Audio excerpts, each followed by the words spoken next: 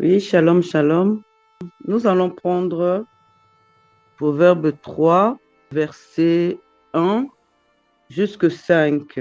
Et vous pouvez lire jusqu'à 8 ou 9. Enfin, moi, je lis jusqu'à 5. Mon fils, n'oublie pas mon enseignement et que ton cœur garde mes commandements, car ils prolongeront la durée de tes jours, les années de ta vie, et ils augmenteront ta paix. Que la bonté et la vérité ne t'abandonnent pas. Attache-les à ton cou, écris-les sur la table de ton cœur. Tu trouveras ainsi grâce et bon sens aux yeux de Dieu et des hommes. Confie-toi en l'Éternel de tout ton cœur et ne t'appuie pas sur ton intelligence. Voilà, moi mon message c'est pour parler, pour dire que on ne peut pas, on ne peut pas construire notre vie nous-mêmes et avoir confiance seulement en nous-mêmes. On dit oui, je vais avancer dans la vie, je vais avoir ça, je vais avoir un travail, je vais avoir des enfants. Non, c'est le Seigneur qui planifie tout. Si nous pouvons faire confiance à Dieu à 100%, parce que Dieu, il ne va jamais nous décevoir. Dieu, il ne va jamais nous décevoir. Pourquoi? Parce que c'est lui qui nous a fait. Il veut que on doit s'appuyer à lui pour qu'il nous éclaire encore plus, pour qu'il nous donne encore l'intelligence, pour que dans notre mariage, pour que ça avance, pour que avec notre mari, avec notre femme, comment on doit faire, comment on doit projeter notre mariage. On doit toujours avoir la parole du Seigneur, on doit écouter la Bible, on doit lire notre Bible, on doit vraiment parler au Seigneur. Seigneur, conduis-moi. Seigneur, avec mes enfants, ça ne va pas. J'ai confiance en toi, Seigneur. C'est toi qui es mon chemin. C'est toi qui vas me diriger, Seigneur, parce que j'ai confiance en toi. J'ai seulement confiance en toi, Seigneur. J'ai confiance à d'autres personnes. Je sais que mes enfants, ils vont avancer dans leurs études. C'est grâce à toi. Parce que c'est toi qui leur donnes. Au fait, nous, on doit toujours parler au Seigneur comme ça. Et le Seigneur, il va nous faire avancer. Et le Seigneur, il va dire, mais cet enfant-là, il a besoin de moi. Cet enfant-là, il me parle tout le temps. Mais c'est à moi de faire aussi quelque chose pour lui. Au fait, c'est ça aussi, hein. On ne peut pas s'appuyer sur notre intelligence. Sur notre intelligence, on ne peut pas s'appuyer parce qu'on va être déçu. On va être déçu si, parce qu'il y a des choses. Moi, il y a plein de choses qui se passent dans le monde. Il y a des gens qui n'ont pas confiance au Seigneur. Mais le Seigneur est là. Le Seigneur est là. Il est là pour nous diriger. Le Seigneur, c'est l'Esprit. Quand on lui parle, hein, mais il y a des miracles que le Seigneur fait. Nous-mêmes, on n'arrive pas à le faire. Comment il y a l'enfant qui est dans le ventre, l'enfant, il y a une femme qui est enceinte et le bébé est dans le ventre. Mais c'est quand même déjà un miracle. C'est déjà un miracle. Hein? Le bébé se fait, et le bébé sort, le bébé commence à marcher, le bébé commence à parler. Après, il devient un homme plus tard et une femme plus tard. Mais c'est les miracles du Seigneur. Donc, nous devons vraiment avoir confiance en Dieu. Confiance à 100%. Pas à 50, ni à 40, ni à 30, à 100%. On se dit que non, le Seigneur est là, le Seigneur est notre force, le Seigneur, nous pouvons tout avoir avec notre Seigneur. Il suffit seulement d'avoir la force, il suffit de vraiment, même si on a des combats qui nous arrivent, même Dieu, Seigneur Jésus lui-même, il avait des combats, mais il n'a pas abandonné. Donc nous-mêmes aussi, nous aussi, on doit, l'intelligence, ça ne vient pas de nous, c'est le Seigneur qui nous donne l'intelligence.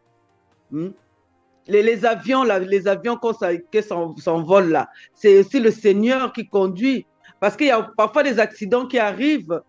Hein. C'est le Seigneur qui conduit tout cela. C'est l'Esprit du Seigneur qui est là. C'est l'Esprit de notre Seigneur Jésus-Christ qui est là vraiment en nous. Donc, c'est à lui qu'on doit faire confiance. On peut faire confiance à 100%. Si on n'arrive pas, on est vraiment euh, combattu, tout ça là. On doit parler à notre Seigneur. Seigneur, je sais que j'ai plus de force.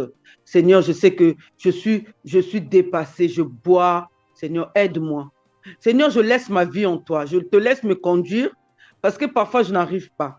Et le Seigneur, il va écouter. Et Seigneur, parce que c'est lui qui nous a fait. Il nous a fait dans ce monde. Donc, il veut que nous le faisons confiance à 100%. À 100%. Parce qu'il ne veut pas qu'on fasse confiance à une autre personne, parce que c'est lui qui va nous conduire. Donc, mon message, c'est dire frères et sœurs, que nous pouvons toujours faire confiance à Dieu. Et Dieu, il ne va pas nous abandonner. Dieu, c'est notre papa et lui fera tout pour nous. C'est lui vraiment qui va nous conduire, que ce soit dans notre mariage, que ce soit pour avoir les enfants. C'est vraiment Dieu à 100%. Voilà mes frères et sœurs, je vous laisse avec ce message. En tout cas, amen, amen. Amen, amen, gloire à Dieu. Ok, je vais aussi partager. Donc, je vais partager sur le thème N'aie pas peur de te rapprocher de Dieu et de l'écouter. N'aie pas peur de te rapprocher de Dieu et de l'écouter. Nous savons que Moïse s'est rapproché de Dieu et il écoutait constamment le Seigneur. Élie s'est rapproché de Dieu et écoutait constamment le Seigneur. Et nous savons aussi que Élisée s'est rapproché de Dieu et il écoutait constamment. Même le jeune Samuel s'est rapproché de Dieu. Samuel dans la mer, c'est Anne, celle qui était stérile. Donc Samuel, le jeune Samuel s'est rapproché de Dieu et aussi il écoutait le Seigneur. Le Seigneur, Jésus-Christ sur terre, va nous dire de rechercher premièrement le royaume de cieux et sa justice, et toutes ces choses vous seront données par-dessus.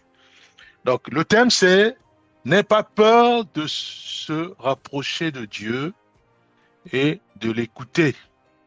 Le Seigneur, la Bible dit qu'il est le même hier, aujourd'hui et éternellement dans Hébreu.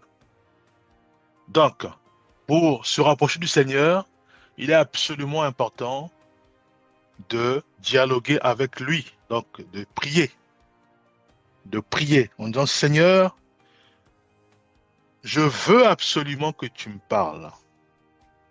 Je veux absolument me rapprocher de toi et je veux absolument que tu me guides. Pourquoi je dois me rapprocher de Dieu? Pour connaître sa pensée sur ma vie. Quelle est sa vision pour ma vie? Quelle est sa pensée pour la suite de ma vie sur terre? Puisque c'est le Seigneur qui nous a créés. Voyez-vous?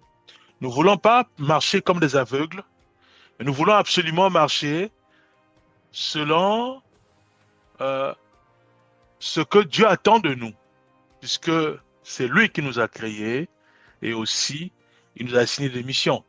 Voyez-vous?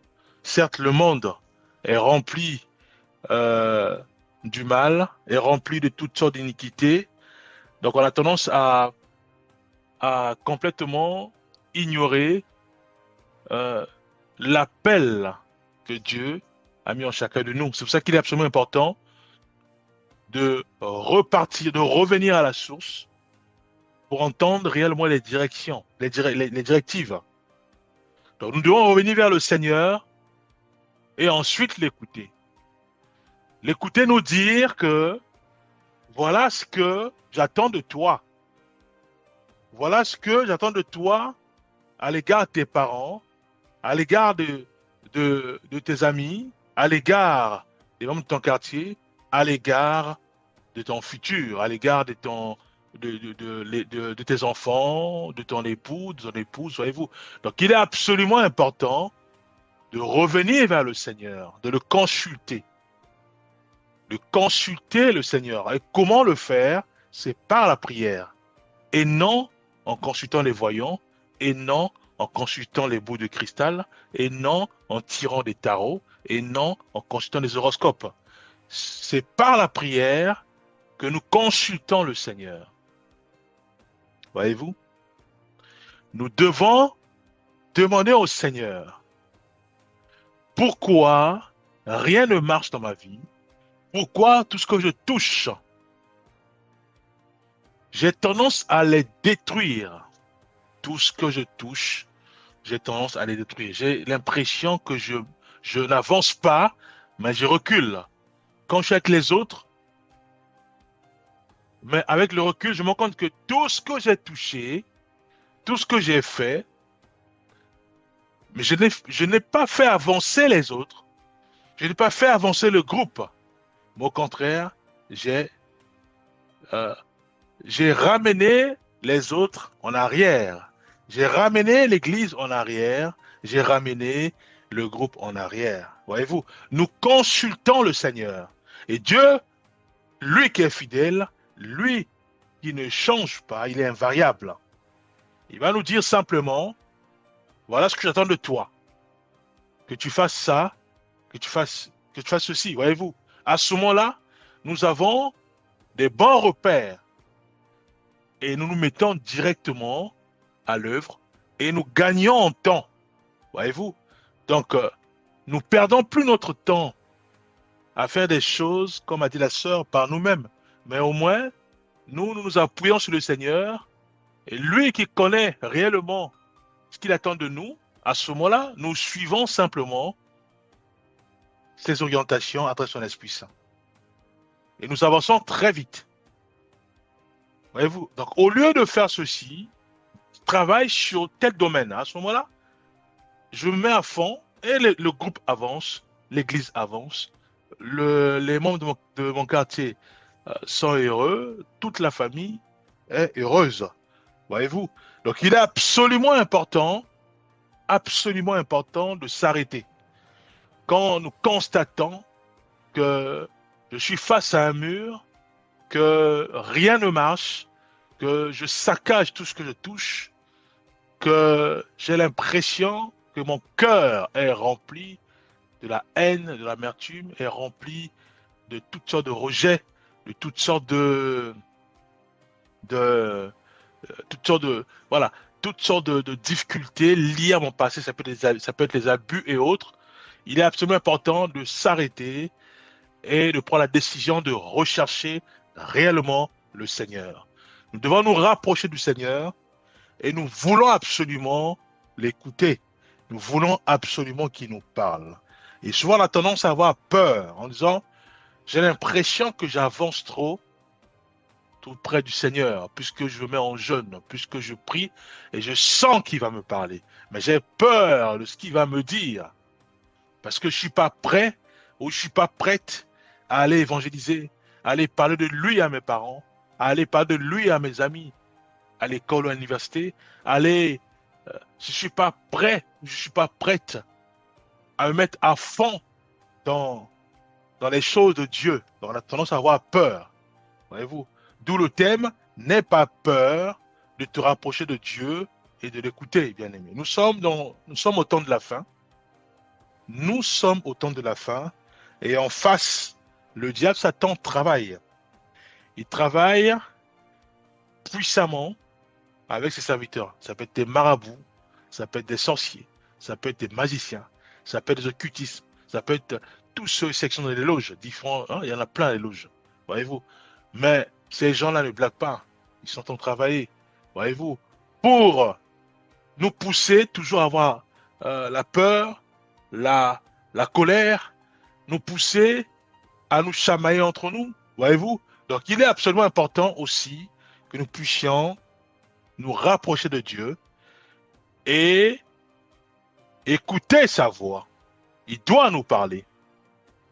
Il doit nous dire ceci, que nous tournons en rond. Mais lui, il veut que nous puissions prendre ce chemin. Voyez-vous? Nous avons la direction divine. À ce moment, nous mettons en fond sur ce chemin et nous avançons. Voyez-vous? Il n'y a pas trop de pertes puisque c'est lui qui nous oriente. C'est lui qui nous guide. Cela concerne tout le monde, bien aimé.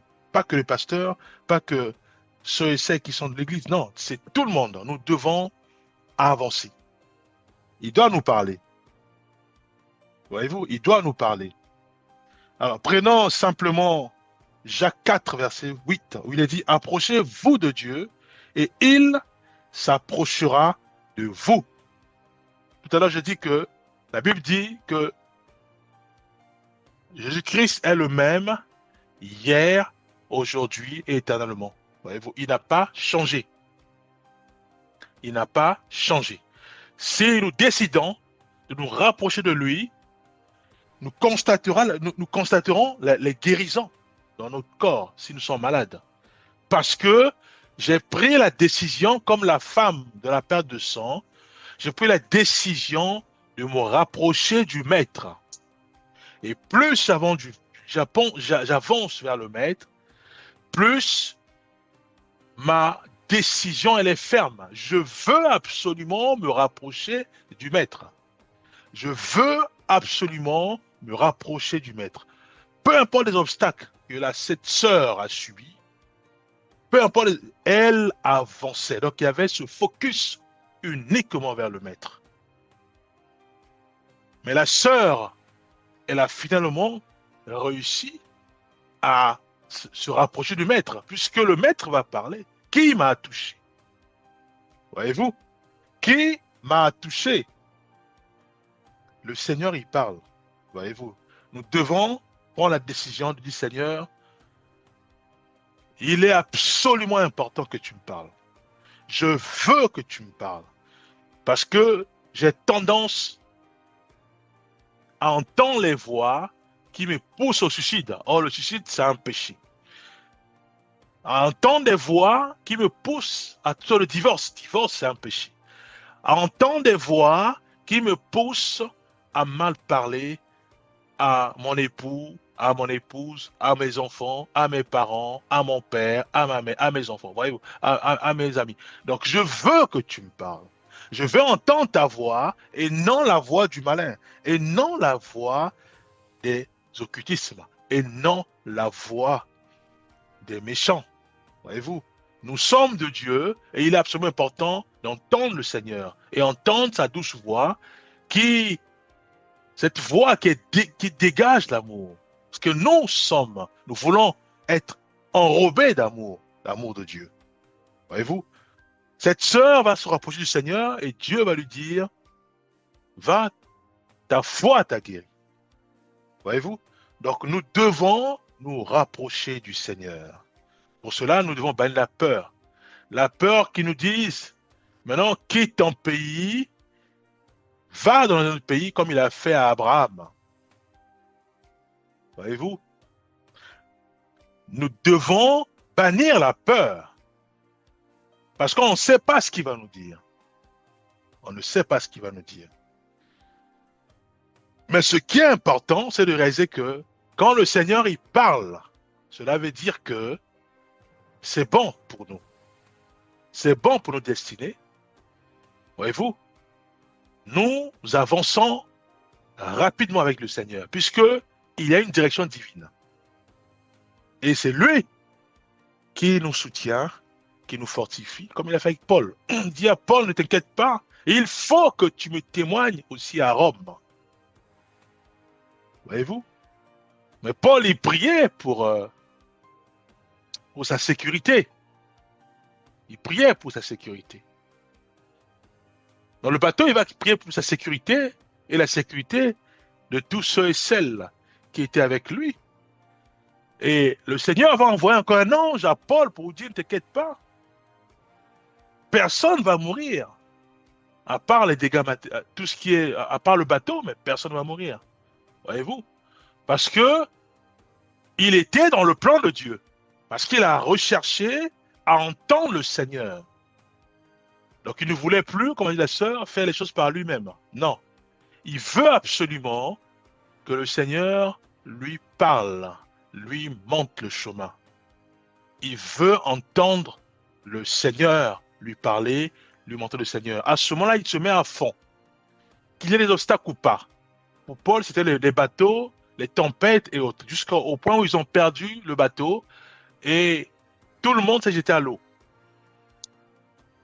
Voyez-vous? Regardez les obstacles, les tempêtes. Mais malgré ça, la main de Dieu était sur Paul et sur tous ceux et celles qui étaient avec lui. Parce que Paul était dans la volonté de Dieu. C'est quoi la volonté de Dieu? C'est simplement crier au Seigneur.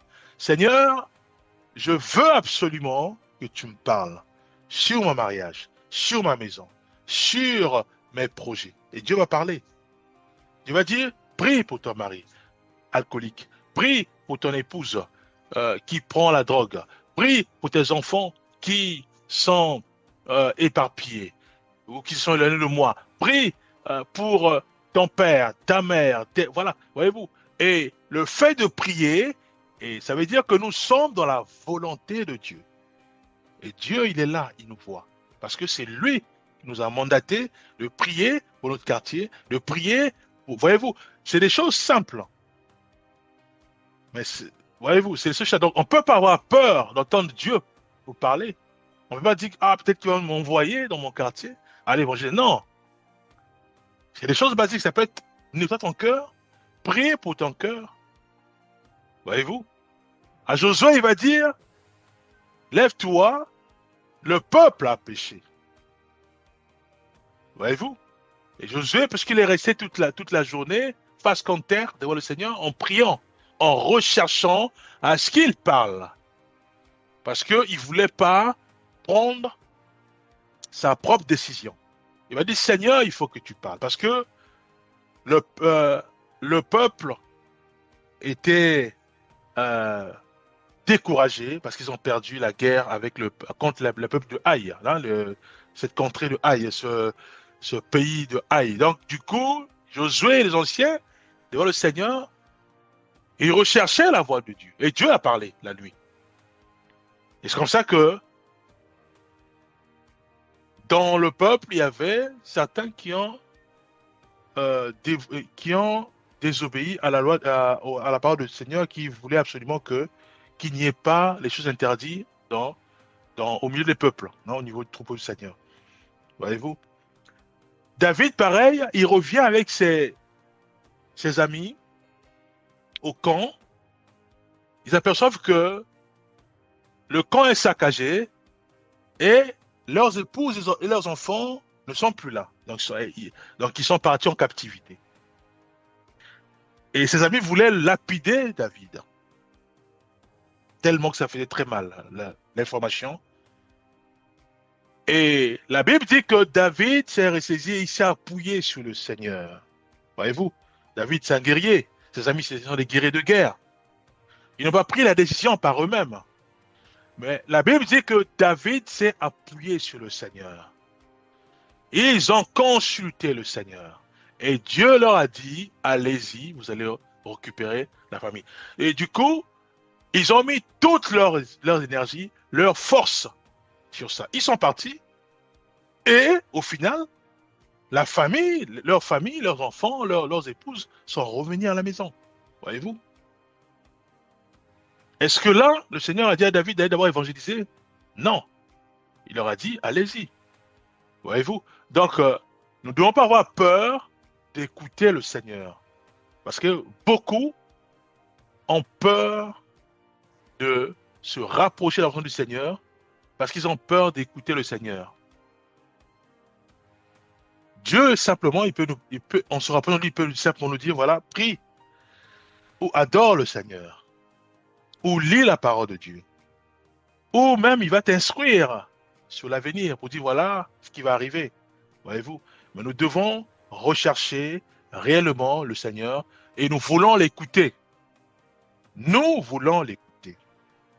Ésaïe 41, verset 10.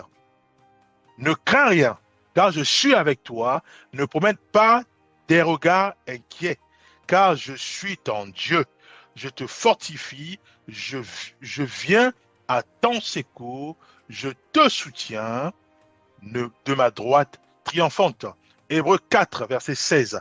Approchons-nous donc avec assurance du trône de la grâce, afin d'obtenir miséricorde et de trouver grâce pour être secouru dans nos besoins. Jean 10, verset 27. Mes brebis entendent ma voix, je les connais et elles me suivent. Nous devons absolument prier, Seigneur, nous voulons absolument entendre ta voix. Nous voulons entendre ta voix, puisque ta parole déclare que mes brebis entendent ma voix, je les connais et ils me suivent. Nous voulons entendre ta voix. Parle-nous, guide-nous, oriente-nous. Voyez-vous, le Seigneur peut passer par son Esprit Saint pour nous pousser à lire sa parole. Le fait de lire sa parole, entendre la voix du Seigneur. Voyez-vous? Josué 1, verset 9. La Bible dit ceci. Ne t'ai-je pas donné cet ordre? Fortifie-toi et prends courage. Ne t'effraie point et ne t'épouvante point, car l'Éternel, ton Dieu, est avec toi dans tout ce que tu entreprendras. Voyez-vous, ici, Josué, il a reçu l'ordre du Seigneur. Donc, il est éclairé. Donc, il sait par où il va aller. Voyez-vous? Et Dieu le dit, prends courage. Il se met à fond. Voyez-vous? Certes, il y a des obstacles. Certes, parce que le terrain est terrible. Il y a à Jéricho des géants. Voyez-vous? Mais le Seigneur dit, prends courage. Voyez-vous? Et au final, Josué, il a triomphé des géants. Il a triomphé des autres peuples. Parce que le Seigneur était avec lui, parce que Josué, il suivait simplement la direction divine. Voyez-vous, la direction divine. Nous devons rechercher à ce que Dieu nous parle pour avancer très rapidement dans notre destinée. Il doit nous parler. Jean 6, 37. Je ne mettrai pas dehors celui qui vient à moi. Voyez-vous, le Seigneur nous fait comprendre que je sois pécheresse, que je sois que j'ai une robe qui est sale. C'est quoi avoir une robe sale? C'est quand je marche dans l'impureté, je marche dans l'envie, je marche hors le Seigneur, donc hors sa parole. Donc j'ai ma robe qui est sale. Mais Dieu dit ici, je ne mettrai pas dehors celui qui vient à moi. Donc quand je prends la décision en disant, bon écoute, j'ai fait la prostitution, j'ai vu que rien ne se passe, il n'y a que les malheurs, il n'y a que les choses du mal, là. Les maladies, les disputes et autres. Je veux absolument me débarrasser de tout ça et me rapprocher du Seigneur. Dieu dit, je ne mettrai pas dehors celui qui vient à moi. Voyez-vous? Donc, cela veut dire quoi? Cela veut dire que j'avorte, que j'ai un langage qui ne pas le Seigneur, que je sois rempli de péché, que je me sens sale. Dieu dit, tu peux venir à lui et lui, il t'aime. Jamais il ne te mettra dehors. Voyez-vous, parce qu'il veut te parler. Il veut te consoler. Il veut nettoyer ton cœur. Parce qu'il y a certains ou certaines, à cause de leur passé, ça peut être des abus, ça peut être des rejets et autres. Donc, ils ont toutes sortes de difficultés. Et cette difficulté-là, parfois, affecte leur relation dans leur mariage, affecte leur relation avec leurs amis et autres. Le Seigneur dit, tu peux venir à lui. Donc, tu dois rechercher le Seigneur. Donc, j'ai dit tout à l'heure, c'est par la prière. Et il faut absolument qu'il te parle. Voyez-vous? Donc, cette information du diable Satan qui passe par ta tête pour dire que voilà, tu es sale, tu es indigne de te rapprocher du Seigneur, cela n'a plus d'effet sur toi, puisque la femme n'a pas la perte de sang, qui était impure, mais Dieu l'a fortifiée, elle est venue vers le Maître. Et Dieu, le Seigneur l'a guérie, voyez-vous. Donc, procession ou pas, il faut que je me rapproche auprès du Seigneur. Et je dois bannir cette information qui me dit à moi que je suis indigne de me rapprocher de Dieu. Cette information est caduque. Cette information n'a plus de force, puisque le Seigneur me dit à moi dans Jean 6, 37, je ne mettrai pas dehors celui qui vient à moi. Voyez-vous? Donc, nous devons nous dire, Seigneur, je reconnais que je me suis égaré de toi. J'ai pris ma propre décision, j'ai pris mon propre chemin, et avec le recul, en faisant le bilan, je me rends compte que je tourne en rond. Rien n'avance, et je fais parfois du mal à moi-même ou aux autres. Mais je veux que tu me parles. Je veux me rapprocher de toi et que tu me parles. Parce que tu es mon berger, tu es mon créateur. C'est toi qui me connais mieux que moi-même. C'est toi qui m'as créé. Il faut que tu me parles. Quelle direction prendre? Quelle décision prendre? Quel chemin emprunter? Dieu, il parle, il va parler. Et une fois parlé, à ce moment-là, maintenant, on doit prier, on dit, Seigneur, fortifie-moi, parce que je veux absolument prendre ce chemin, cette direction avec force et vigueur.